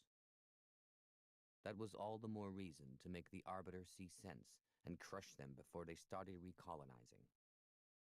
Jules looked down over the windowsill on the stairwell to make sure that it wasn't Dural or Asum, who'd received a smack around the ear from Naxan for careless swordsmanship. No, it's Gumal, not my boys. They're better than that. It was hard not to show his son's favor, but that would have told them who their father was, and no Sangeli male was allowed to know that. Jules' sons had to make their own way in the world, judged solely on their merits and without any assumptions based on their bloodline. But I still wish I'd known who my father was. I think we all do. Sangeli mothers might not have been frontline fighters, but they certainly held the real power, the knowledge and selection of bloodlines. Being a Sangeli male could sometimes be lonely and uncertain. Jules had to pass through the courtyard to get to his transport. The youngsters were still doing weapons drill, taking the wooden sticks very seriously as Naxan stalked up and down in front of them, tapping his baton against his palm as he watched the parries and thrusts. He gave Jules a nod and didn't break his stride. None of the children looked Jules' way either. Focus. It had to be taught and reinforced from the crib. Jules was almost at the gate when Naxan called out to him, "Tell the Arbiter to watch his back." Jules found that funny. He looked over his shoulder. I don't think he needs me to remind him of that. Jules' young aide, Gusai, had been reduced to his personal driver now. Ships were in short supply, and there were more crew than positions to be filled, and no tangible war to fight anyway. It was the first time in living memory that any Sangeli had to face the prospect of being idle and purposeless. Even the vehicles at the keep's disposal were a painful reminder of the disarray and confusion the entire world seemed to find itself in. Gusai collected Jules in a Revenant that still had hastily repaired shell damage all over it, with a particularly spectacular gouge, a hand-width deep, running from nose to the driver's seat. Jules wondered if the occupants had survived the attack that caused it. The plasma mortar was intact. He leaned over the open cockpit and stared at the seats, trying not to show his dismay. "Did you raid the scrapyard? Making a virtue of frugality, are we?" "Sorry, shipmaster, but There are a great many revenants around, and very little else. Gusai always did his best. Jules tried to keep that in mind. Better that you arrive to greet the Arbiter in a vehicle that's seen action, though, yes? Is the mortar operational? I didn't think it was going to be that sort of a gathering, my lord. Jules could never tell whether Gusai was being literal or trying to be funny. He decided to take the comment at face value. I'm sure we'll all listen reverently to what the Arbiter has to say. The Revenant swept north across land that was a lie in itself. Much of the landscape outside the cities looked like the neat agricultural terrain of an ancient Sangelios long gone. Even the keeps, the regional assembly houses, and the clan settlements tried hard to at least nod to the old architecture. Jules had always thought of it as a splendid regard for tradition and lineage, but not now. We still pretend to be farmers, like we deluded ourselves that we were still warriors, when we were only cannon fodder for the Shanxium. Keeping up appearances wasn't going to change anything. Sangeli needed to remember who they were long before the Shanxium came. They needed to reclaim their honor and independence. Very well, Raya. You have a point. So, we find ourselves like the humans, Gusai said, licking our wounds and learning lessons. We are nothing like them, Jules snapped. Don't let me hear you say that again. Gusai didn't breathe another word for the rest of the journey. Jules settled back as best he could in his seat.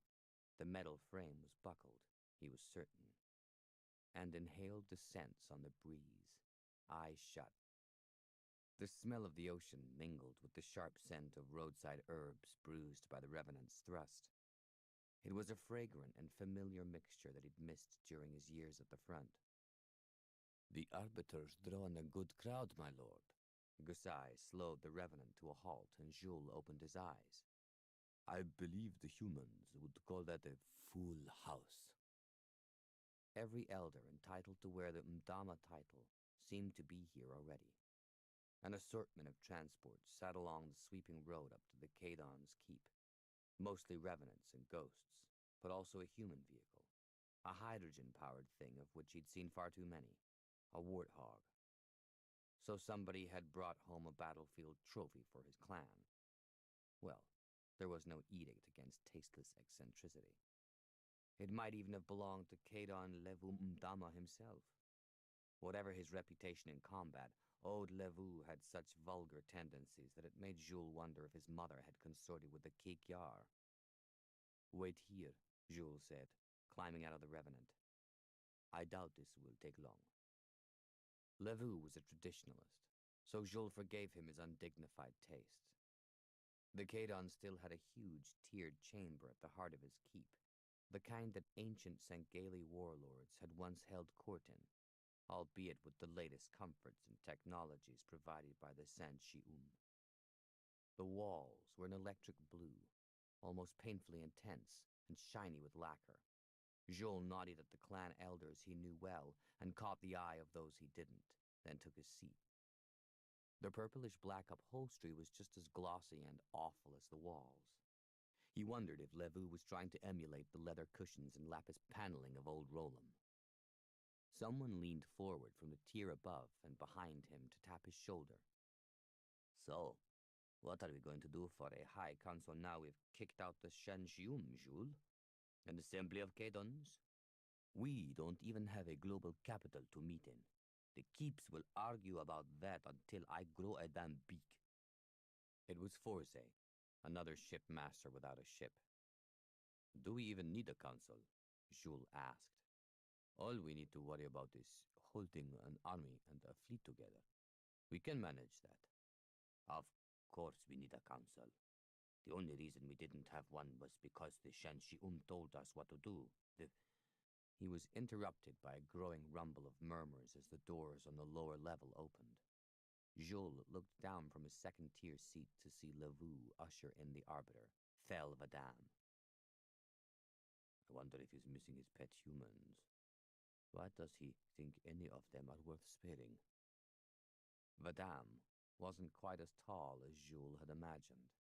Somehow Jules had expected someone iconic, unreal, as befitted a fleet commander. But Vadam simply held himself as if he were much bigger. He seemed to have slipped automatically into the role of pulling Sangelius together whether it wanted him to or not. Brothers, it's time to listen to what Them Vadal has to say to us, Levu said. So let's be gracious while he speaks. Has the human admiral given you permission to talk to us then? Someone jeered. How generous of him. The arbiter ignored the jibe, looking around the chamber as if he was settling on a target. But Levu brought his fist down on the balustrade with a crack. Courtesy, brothers. Hear the arbiter out. He has the floor. Vadam took a few circling, slow strides, picking his moment. Arbiter is a title I would prefer to forget, he said. I'm simply a Kedon again. As such, I've come to appeal for unity. I know there are misgivings about my recent cooperation with humankind, and strong opinions on both sides. But this is not the time for another civil war. We have to rediscover what unites us, and we have to repair the fabric that the Sanshium have left in tatters. We must learn to be an independent people again, for the first time in millennia. It was hard to object to any of that. Vadam was talking like a politician, bland and conciliatory, switching back and forth between the formal language of authority and a comradely, I'm one of you informality. Jules waited. He was itching to make his challenge, but he also wanted to see if the elders from the larger, more powerful keeps would reveal their positions first. A voice drifted down from one of the upper tiers. Now, Kedon Vadam, tell us something we don't know. We think we've lost the gods, but we haven't, Vadam said. We've lost ourselves. Millions of our finest, our young males, have been killed. Not fighting humans, but in the Great Schism. Are we insane? Our bloodlines have been weakened and our ships have been lost in a civil war, all because we were deceived into loyalty to the Sanshium. Brothers, we must consolidate what we have, whether flesh and blood or machine, before we can decide on a common purpose. But it will be our purpose, not another empire's. Perhaps our purpose is just to survive without being exploited by false prophets, Levu said. The arbiter made sense. There had been a time when the Sanshium had made sense, too. Jules wondered if he could actually speak up now. But the words formed, and suddenly he could hear his own voice filling the chamber. What do you plan to do about the humans? He asked. Gods or no gods, they'll return to their colonies and rebuild them, and they won't forget what we did to them and how much they loathe us. We'll consider that if and when it happens. Instead of finishing them off before they regain strength. There. It was out in the open now. We should regroup now, while their guard's down, and exterminate the threat once and for all. Unless you're too fond of them as pets, that is. The chamber was horribly silent now. Jules could suddenly hear the slow shuffling of boots as elders squirmed. He expected Thel Vadam to round on him, but the arbiter just snapped his jaws together a couple of times in amusement, as if there was something he should have told Jules but chose not to. The humans say that a fool does the same thing twice and expects everything to turn out differently.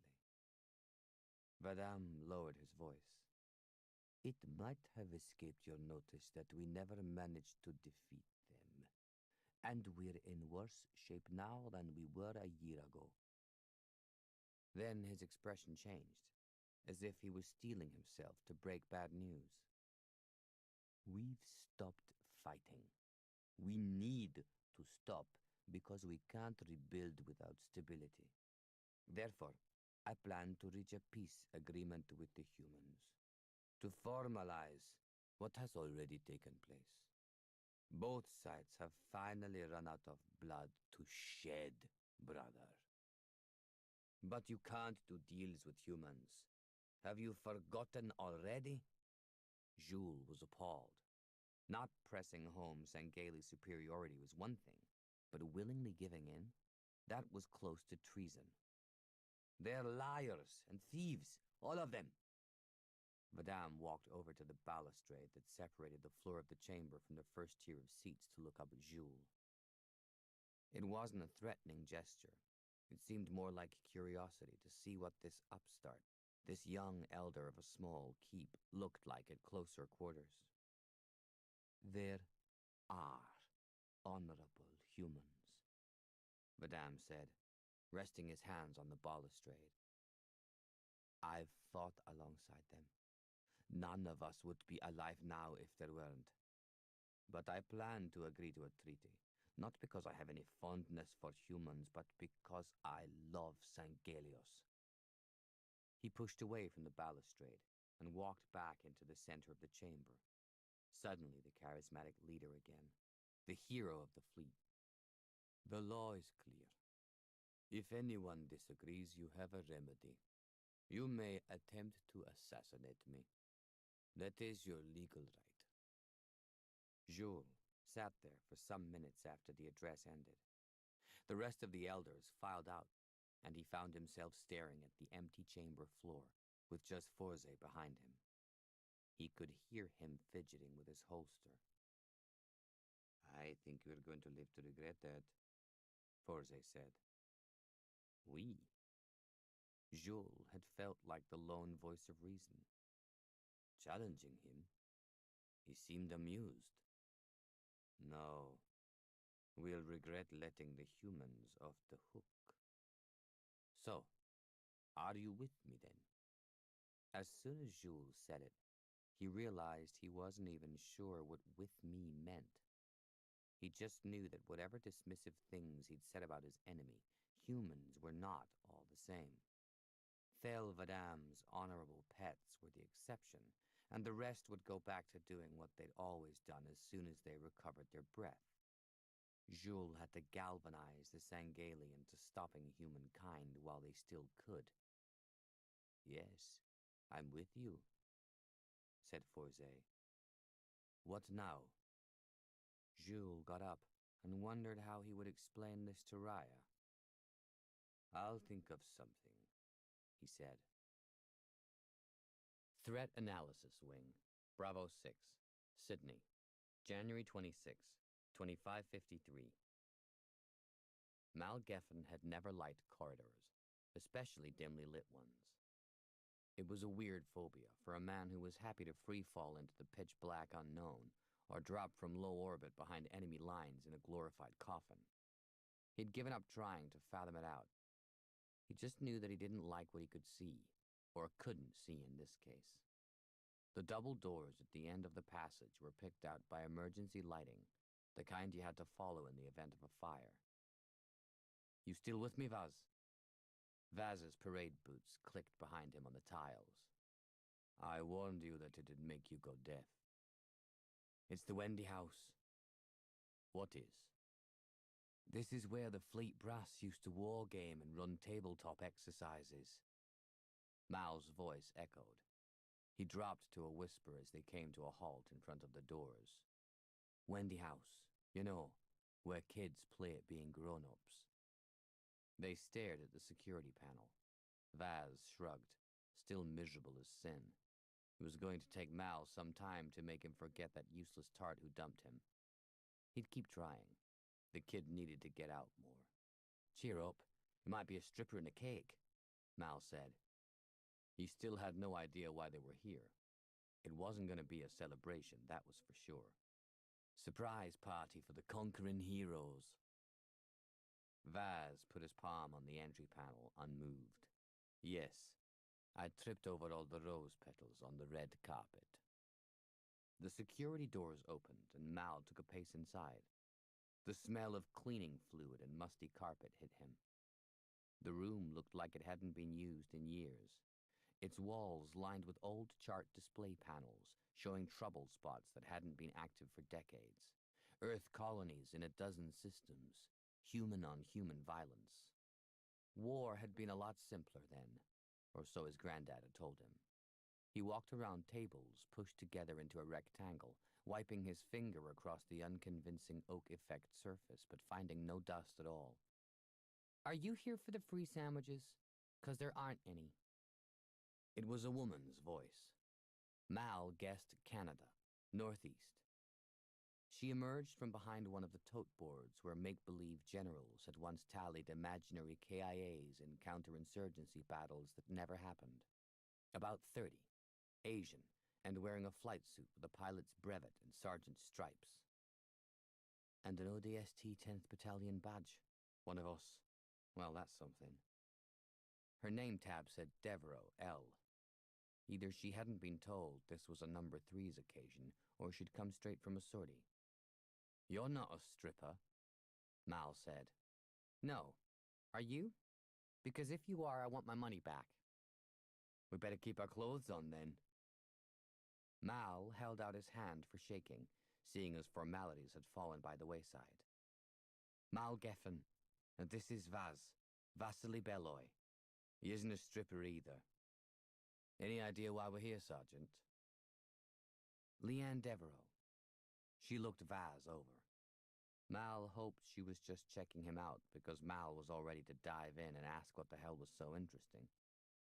Civvies stared at scars. ODSTs knew better, and Vaz didn't need reminding that he didn't look as good as he used to. No, she said. Not a clue. Mal stood there in silence for a moment, just looking around and evaluating the environment. It's some psych test, isn't it? Some study into how damaged we are and how they can save money putting us right. It didn't take long for the bean counters to crawl out of their holes once the shooting was over. Devereaux tilted her head on one side and gave Vaz a mock, wary look. Maybe she hadn't even noticed the scar. Weren't you the guys who hijacked a spirit to exfil from Imber? The hingeheads left the keys in the ignition, Vaz said, so we took it for a burn. But where is it now? Mal winked. That's for us to know and the Corps to find out. The doors opened and cut short any more bragging about the Covenant dropship. That was the problem with most of the meeting rooms and offices in Bravo 6.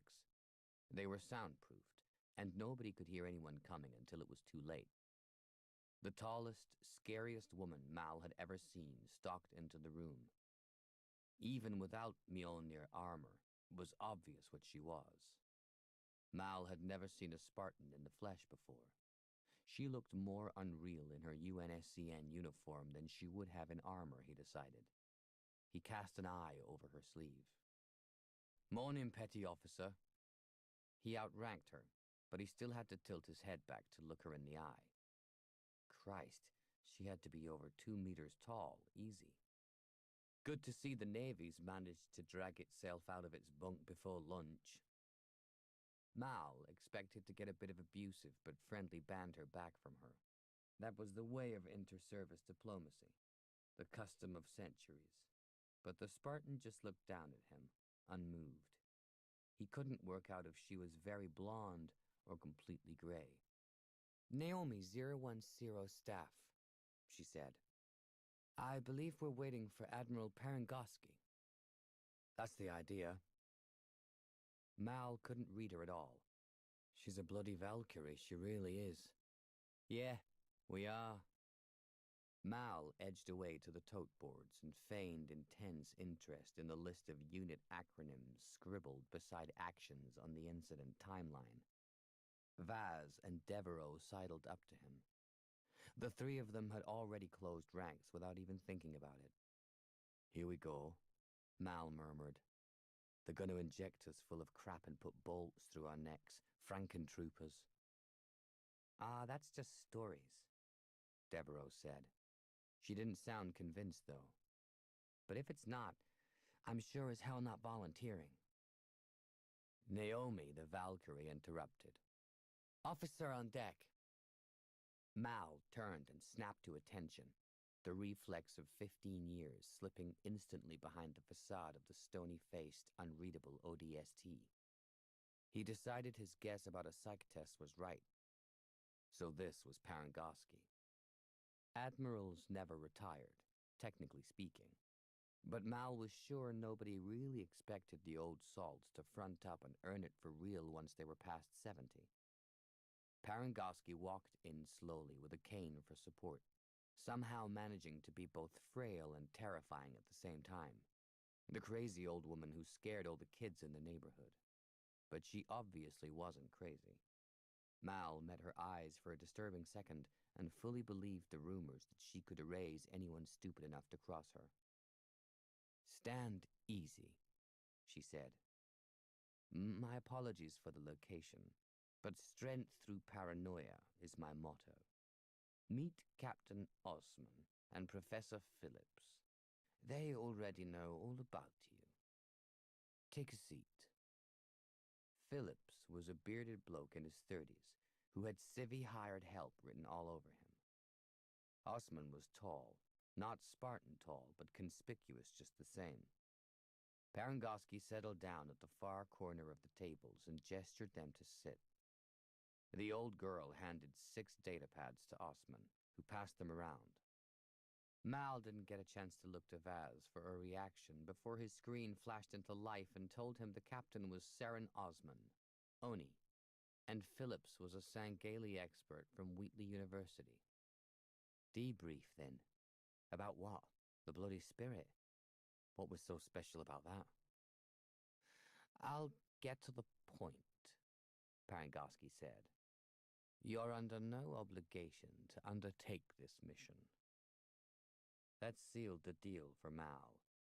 ODSTs didn't turn down tasking, any tasking. They'd automatically volunteered for everything and anything, now and forever, world without end, amen, on the day they turned up for the selection board. Being RTU'd, returned to unit, sent back to their original regiment or ship or squadron in whatever country because they didn't make the grade as a hell jumper, was the worst thing that could happen to them. Death was a minor embarrassment by comparison.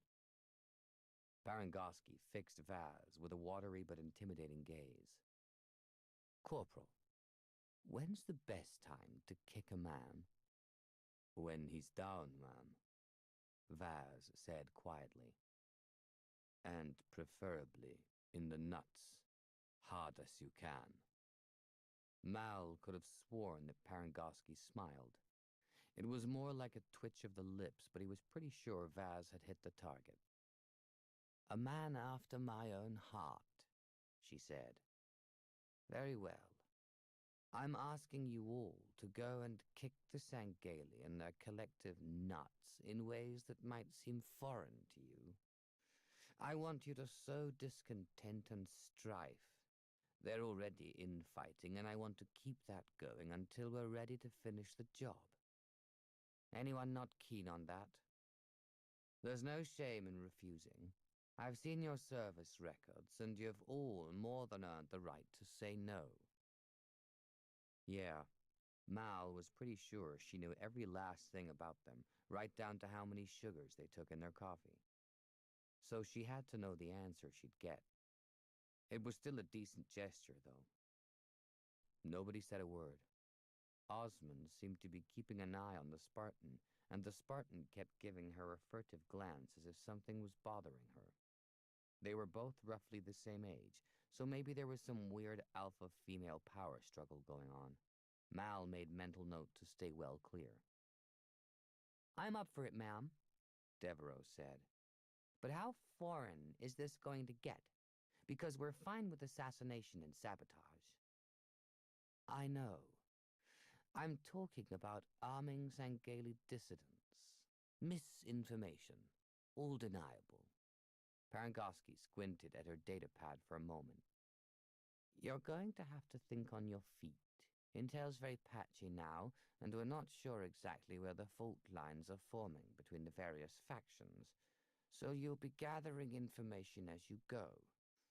I wish I could prepare you more thoroughly. Mal knew that Oni were a law unto themselves, and the one question he'd learned never to ask was why. It was always how and when. He certainly didn't plan to ask if every member of the UNSC's security committee was on board with Parangoski's op. Devereaux didn't seem to worry about all that. We'll manage, ma'am. So, no peace treaty then? Admiral Hood believes it's possible to reach a formal deal with the Arbiter, Parangoski said. But he's going to be busy dealing with the colonies now that we need to bring our wayward sheep back into the fold. Mal thought she avoided the question until the answer sank in. Oh, God, she's even sidelining Hood now. Oh, never mind, that's so far above my pay grade that I'd need a telescope to see it.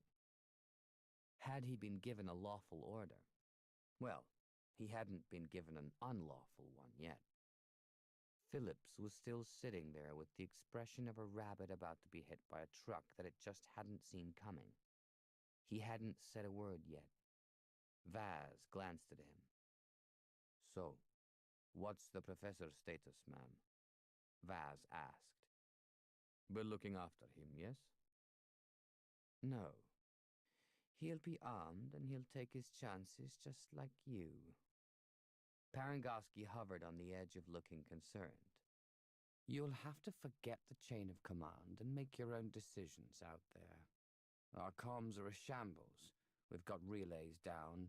Our people out there are struggling to get word to us. And the colonies, where they've gone silent, we don't know whether they're a smoking heap of charcoal or if they've just decided to sever links with us. Mal wanted to ask why she'd picked them. He could understand the professor, the spook, and the Spartan, but there were still plenty of ODSTs around, and any one of them could have done the job. It obviously wasn't a lottery, or else Vaz wouldn't have been here too. He'd find out sooner or later. It didn't make any difference anyway. He was going. We're shipping out in the morning, Osmond said. If you want to do any drinking tonight, do it within the complex. Your personal effects are being brought over from the barracks. We'll transfer to the ship at midpoint. It's Port Stanley. She's got the latest Forerunner enhancements to her drives, so we can cover a lot of space fast. A Corvette's a big vessel for 6, but we'll have an AI to handle her. Parangoski laid her pad down like a winning hand of cards. Come on, BB. Don't be coy. Introduce yourself. Mal had never worked with smart AIs. A ship would drop him and his mates, and if they were lucky it would show up again and extract them when the job was done, but he didn't get to play with any of the technology that Oni took for granted. He waited for the hologram to appear. When a blue cube materialized in the center of the tables, it was a bit of an anticlimax. He'd expected something a little more exotic. He'd heard all the hairy stories about the weird forms that AI avatars took.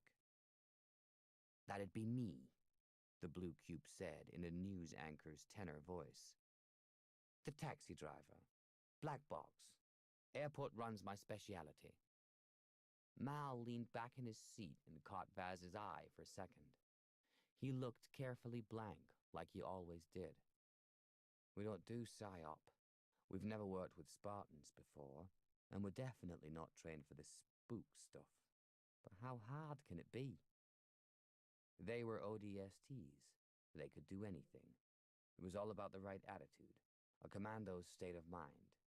Hi, BB, Mal said. Take us to Hingehead World, then.